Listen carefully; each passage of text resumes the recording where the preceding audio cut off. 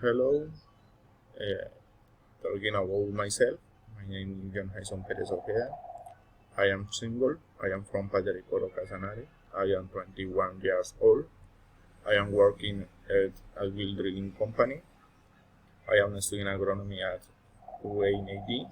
I live in Yopal, Casanare. In my free time, I like to play soccer. So at my family or sometimes who out at my friends to it. Uh, Talking about my town, the main tourist places in my town are the Aurora Hato. There is place named Jauito where you can see all the town in natural. Also the Virgin of Manare located in the central church. The typical food in my town is roasted meat. The main ingredients are meat, salt, potato, avocado, rice, and cassava.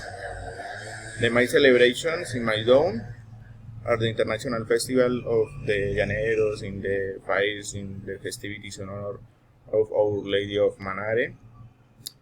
People usually hate a place where they just stay for singers to perform. Also come and watch these shows, uh, range, and drink alcoholic beverages. Finally, my own visitors can first see the beautiful Llanero landscapes in the on safari where there are many animals. Some side they take a horseback ride, some visit natural reserves in the church. Thank you.